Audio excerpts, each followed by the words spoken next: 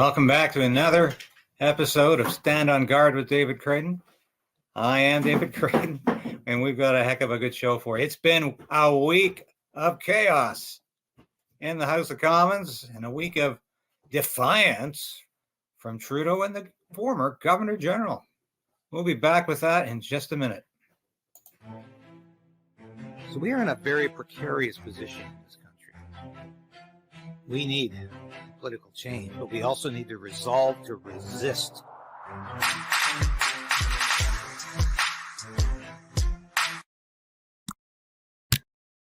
I want to say in the next couple of weeks, we're going to be doing question period every day because I think it just gets hotter and more divisive and more interesting as the days go by. So we're going to be featuring QP here on Krayden's Right.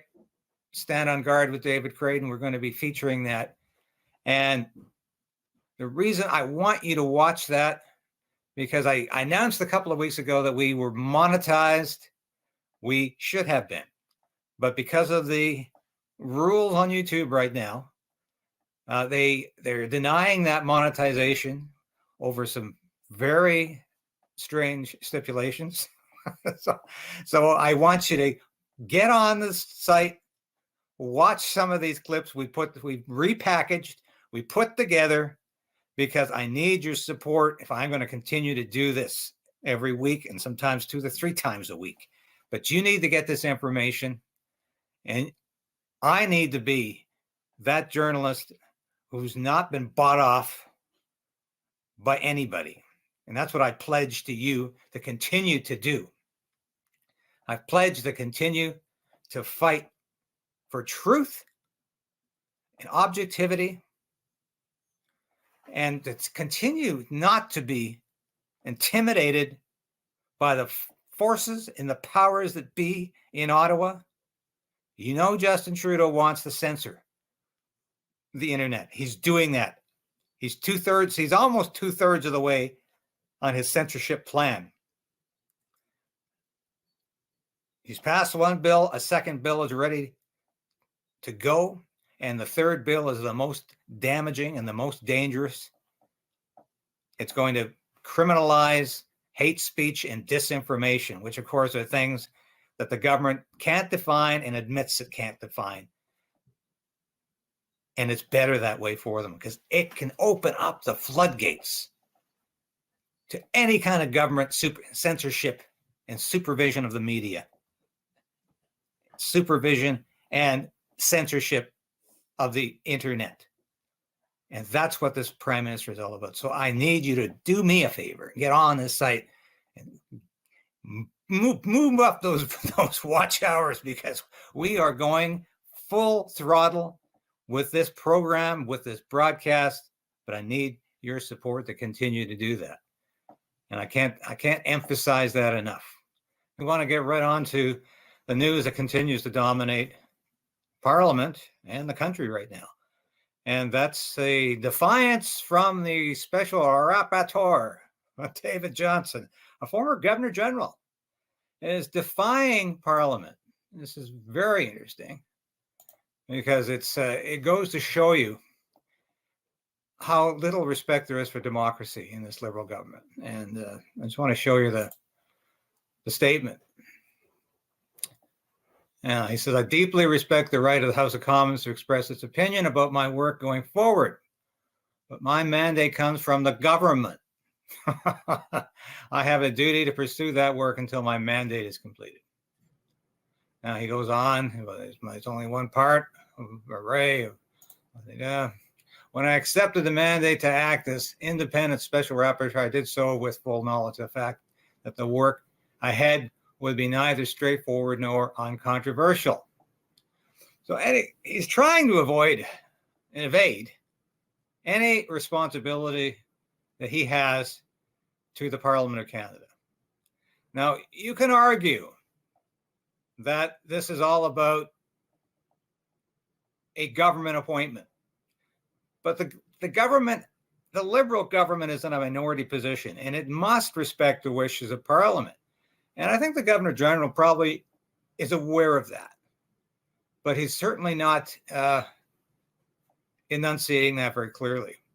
And it's interesting because we also heard this week that NDP MP Jenny Kwan, as well as former Conservative leader and opposition leader Aaron O'Toole, both said that their constituency was a target of communist Chinese election interference. So this is the reason why the NDP put forward this motion this week, which was supported by the Conservatives and the Bloc, because they are being targeted themselves. And they're saying enough is enough of this. And it's quite interesting because I don't think he would have necessarily gotten that response at one time from the NDP, because you have to remember they have a non-aggression pact, as I like to call it, with the Liberal government. It's not a formal coalition, but the NDP is supporting the Liberals, keeping them in power. How much longer can they do this? I ask you, how much longer can they do this and get away with it? Probably not much longer. And it's quite interesting. Now, just after, of course, after the special rapporteur, David Johnston, defied Parliament, so did the Prime Minister. And so let's have a look at that in a second here. Because Trudeau is also defying Parliament. I find this, once again, indicative of a lack of respect in the Liberal government for democracy. Canadians still have confidence in David Johnston if all other parties in the House say they don't have confidence in him? It's understandable that the political parties want to make partisan points on this, but the fact of the matter is David Johnston has served this country in extraordinary capacities for decades. He was chosen a number of times for the most important jobs by Stephen Harper himself. He's a man who, as the report shows, has taken this incredibly seriously and gathered all the intelligence necessary. What we've highlighted is that intelligence is available for the leaders of the opposition parties to avail themselves of, to understand what underpins the very good report that Mr. Johnston put out, and the fact that they're choosing to be able to continue to play partisan games instead of getting read into the actual facts of the matter shows that they're not taking corners of There are experts that would like to see a public inquiry. Dan Stanton, former CSIS member, was before committee yesterday. He says a public inquiry is required to restore confidence in institutions. Why ignore his word and go with Johnston's? Well, we didn't appoint Dan to be the expert looking at this. We looked at a whole bunch of different people who we would task with this job. Of course, everyone is allowed to have opinions, regardless of their background. What we're looking for is what is the best path forward, and that's exactly what we entrusted this former Governor General with, who has a stellar reputation and level of integrity, to actually look and write this report. And you will notice that the opposition parties are not emphasizing any disagreements with the actual report or conclusions, particularly because they refuse to get the necessary briefings that are being offered to them to be able to understand and accept or disagree with those conclusions. They're continuing to do ad hominem attacks, personal attacks against David Johnston. Yeah, it's nothing to do with policy here, just an ad hominem attack, according to Justin Trudeau. But of course, that is all nonsense. And if I said the House of Commons has gone wild, it has. There is an atmosphere of acrimony in the House right now, especially between Trudeau and opposition leader Pierre Poilievre. That is tangible. It's palatable. There is an incredible hostility between these two men. And I would say it's largely because Trudeau is continuing to be his arrogant, dismissive self, and he thinks he is above democracy and above the law at times. And clearly, this is not washing well. But I want you to watch this exchange, because this is really quite incredible. You rarely see this kind of argument, debate in the House, where the opposition leader goes right after an area of incredible weakness in Trudeau, and that's his private life and the things he's done, the things he's run away from. God knows there's been much of that. He's run away from a blackface scandal, even as he continues to label all of his opponents as racist. He's had run-ins with female MPs and cabinet ministers, even as he pretends everybody else is misogynistic and he's a proto-feminist. He continues to run from those worst case moments in his private and his political career. So I think it's quite interesting that Pierre Poilievre brought this up the other day. How many of Beijing's police stations are operating on Canadian soil today? How many? The Right Honourable Prime Minister. You well know, and as Canadians well know, this government takes extremely seriously the issue of foreign interference and has since 2015, when we brought in significant measures to counter foreign interference and continue to. The RCMP is quite rightly charged with the responsibility of investigating and following up on these reports of Beijing-funded police stations. But indeed, if the Leader of the Opposition is so curious... The Right Honourable Prime Minister, I just want to remind everyone the way it works is you ask a question and then you listen to the answer, whether you like it or not. You can't. So you'll note that Trudeau has not answered that question. He's not acknowledging what is now fact, that the Communist Chinese were operating their own police stations in Canada. Keep asking the question over and over again while the person's speaking. So I just want to point that out. I'll let the, maybe 30 seconds, we'll bump it up. We won't take the full amount, but the Right Honourable Prime Minister, please. Mr. Speaker, if the Leader of the Opposition continues to have questions like many Canadians do on foreign interference, I would suggest that he actually takes up our security agencies on the offer they have made to him of getting briefed up on all the intelligence related to foreign interference, so he doesn't have to hide behind, and I quote the report on this, a veil of ignorance, and can actually work from the facts. The Honourable Leader of the Opposition. The Prime Minister can brief all Canadians right now. These are police stations that exist to harass and intimidate Canadian citizens on Canadian soil. No real country would allow a foreign dictatorship to run police stations on its soil. The Americans are arresting Beijing's agents in their country. So one last time, I'll give the Prime Minister the chance to answer the question. How many police stations, how many, and how many is Beijing operating on Canadian soil?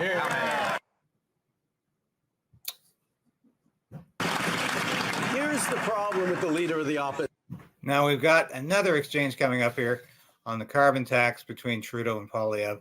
And the best is yet to come, folks. It's the one after this, but this is good too. He is in love with the sound of his own voice and his own attacks, but he doesn't actually check the facts.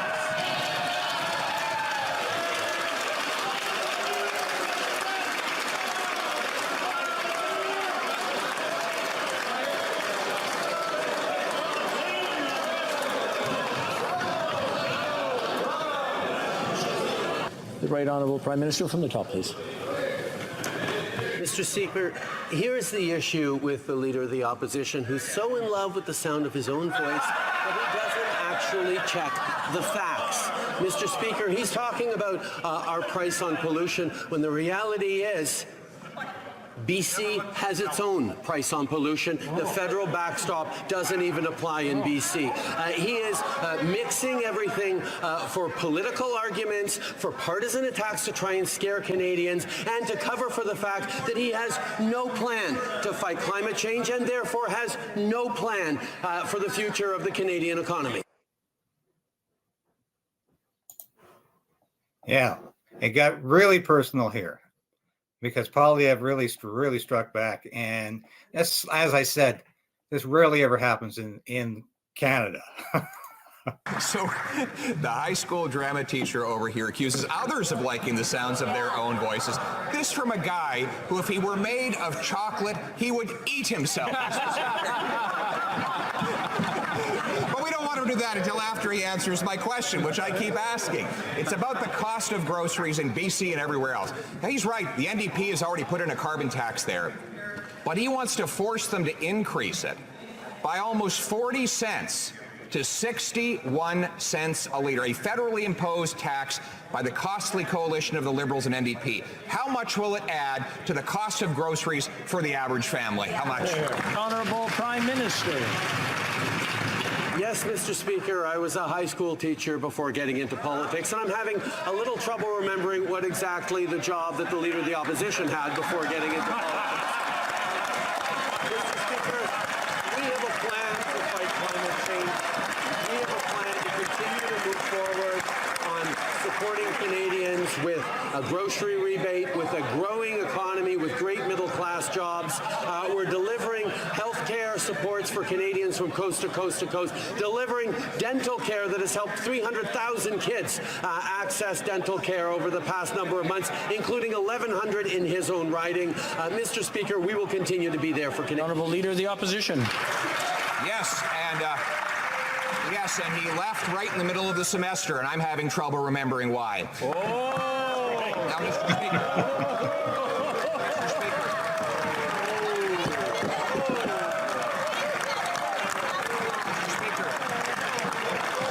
He certainly wasn't a math teacher. He certainly was not a math teacher. His own finance minister says the deficits pour fuel on the inflationary fire, right before she introduced $60 billion more deficit spending measures. How much will that add to the inflation rate Canadians have to pay? How much? We wake up to the fact that we are marching through a historic moment. And I think that's what this exchange really reveals, is that if there was any degree of respect for this prime minister, it is fast vanishing. And I think that exchange, Mr.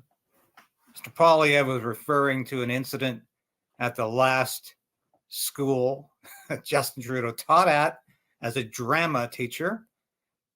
And there was some allegations of some wrongdoing going on, either with a parent or a child.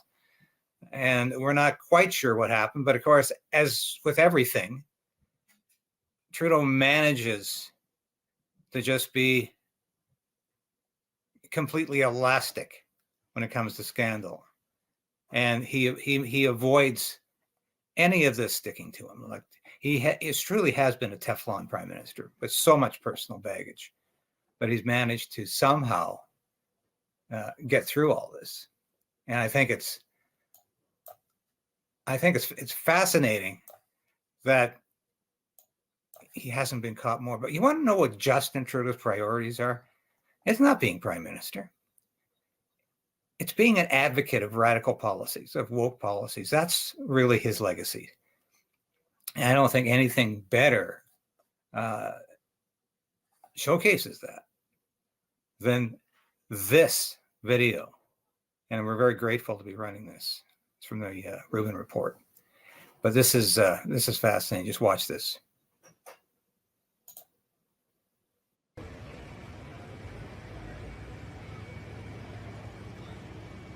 No Canadian flags at the door of the Prime Minister's office, at the front door on Wellington Street. Libby, what I find disturbing about this, I'm obviously for equal rights and you can do whatever you want as an adult and all of those stupid qualifiers that everyone's getting tired of saying. But to me, that flag now represents a political ideology more than, let's say, a sexuality or whatever it was originally set out to, meaning it is a flag that is based in equity, not equality, which is counter to most of what Western civilization has been built upon. It's into collectivism, the long list of leftist socialist ideas. That seems a little problematic, except that's pretty much what Justin Trudeau is all about, right? Yeah, Justin Trudeau fully stands for this flag. I'm surprised that he didn't put a big old rainbow-colored maple leaf right in the center of it and just change the flag entirely. But yeah, this is what he's really all about. They have in Canada, he's banned conversion therapy, which means that you can't tell a child who claims to have been born in the wrong body that there's nothing wrong with their body and they're perfectly healthy and they're going to grow up healthy and things will be fine. There's hate speech in Canada where you can't misgender under penalty of law. You can take someone to the Human Rights Commission for misgendering you, apparently. Yeah, this is what Canada is all about. Canada is all about equity and Justin Trudeau's ego and, pomp and presentation. And they don't really care about their citizens. These are the same people that were dragging people out of homes during COVID because there were 5 people in a home instead of 4.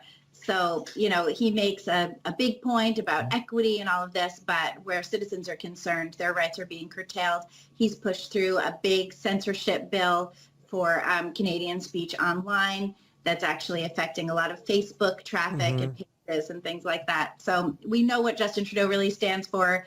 It is something much more along the lines of authoritarianism, political ideology, and no concern for Canadians' actual rights. Yes. That was from the Rubin Report. And what does it say about this prime minister? What is he really motivated by? Identity politics, the worst identity politics imagine. He wants to define everybody by the things that separate us.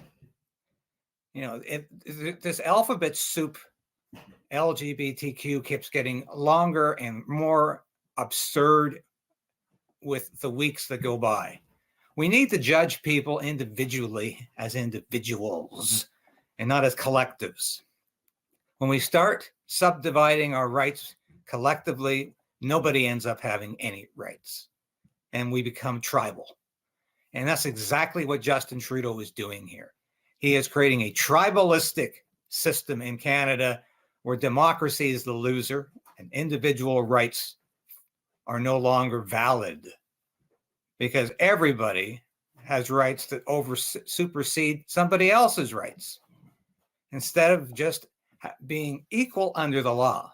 This has got nothing to do with equality. This has something to do with advancing agenda, and advancing an agenda through identity politics. And Trudeau thinks he can continue to win with this formula. But I'll tell you what, I doubt it very much. I doubt it very much. That was Libby Evans there, the editor-in-chief of the Post-Millennial, the fantastic writer, fantastic editor. I work with her every week, and it's been a pleasure. And she is very much up on the Canadian news, as you can hear from that report. She knows what is going on, what has been going on in this country under Justin Trudeau, his authoritarian impulses, and his desire to just put a lid on free speech, on free assembly and protest. Freeze your bank account too if you're supporting the wrong political cause. But that's what Justin Trudeau is all about. That was a great report, and we're going to find new ways to bring the news home to you, to report those things, just like we just did on this. Can you imagine? Would it have been thought possible that the Canadian flag would have been taken down in front of the Prime Minister's office and replaced with something called a pride flag, a rainbow pride flag, which of course has no official recognition by anybody. It is a political ideology that is not embraced by all Canadians. They have a right to agitate. They have a right to demand whatever they want to demand. But that doesn't mean they have my acquiescence. And that doesn't mean those of us who disagree with this political ideology are going to roll over in the name of identity politics and equity. We are not. We're going to stand up and continue to fight for that freedom and equality, which is what Canada used to be about. It's been so fragmented, so divided by identity politics, by this prime minister, that it's difficult to know what a right and a wrong is anymore. But we're going to continue to bring the objective truth to you on this station. And it's a pleasure to come here every week. Support this station. I need you to get on there. Click, subscribe, ring the bell, watch those clips. We've done some interesting repackaging. I think you're going to enjoy it. So anyway, that's all the time I have today. We'll be back at you in another Take 5 very shortly. My apologies, the show was late this week. We had some personal issues to take care of. We did.